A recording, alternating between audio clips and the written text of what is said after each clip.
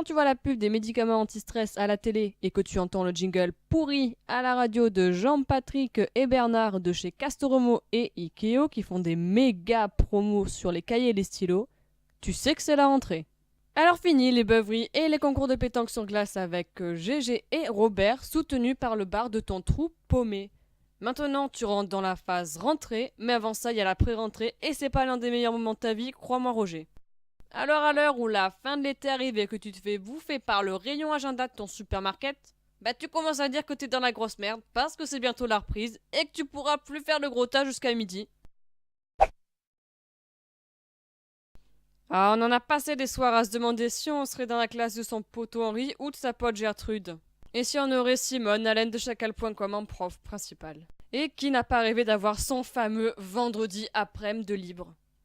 La phase de pré-rentrée se déroule en 3 étapes distinctes. Alors on dit bravo à tous les pissman qui sont jamais stressés. Mais pour les autres cette semaine, bah c'est un peu comme une partie de Hunger Games avec John Cena ou Chuck Norris son adversaire. T'es foutu quoi. Il y a toujours ce moment où tu te lances dans la recherche des fournitures scolaires. Autrement appelé, je vais juste payer un max de trucs cool et bizarres parce que c'est Daddy qui paye même si ma trousse est déjà remplie des affaires de l'an dernier. Dans cette phase, soit c'est maman qui s'occupe de tes courses, mais autant dire que la gomme à pède et la règle histoire, tu peux y dire adieu Coco. Hein. Bah, soit c'est toi qui te gères comme un grand bonhomme tout fier, hein. Perso, en tant qu'étudiante, j'ai juste besoin de mon kit de survie. Stylo plus feuille, et allez, on y go tranquillou bilou. Alors, dédicace à tous ceux qui staffent ces foutues listes de fournitures où on te demande un crayon H3000 400 ans et une calculette H88 thermodermique à chaleur condensée que tu utiliseras mais jamais dans ta foutue vie. Mais à croire que le petit crayon gris de notre enfance est devenu un Pokémon inconnu dans la tête des profs. Ben tu joues au jeu du qui est en fait. Hein. Une fois tout ton matos de BG acheté et ton X-Pack enfin prêt, bah là tu commences à te demander mais quel prof et quel élève tu vas te farcir pendant un an et plus. Hein. Ben là il y a deux cas précis. Soit t'as la liste de ta classe en avance et là tu te transformes en véritable flic de Columbo à chercher toute info possible sur le net sur les futurs bestiaux qui vont t'entourer dans cette future jungle. Ben soit tu fais ta grosse fouinasse à épier les personnes qui t'entourent lors des inscriptions, hein.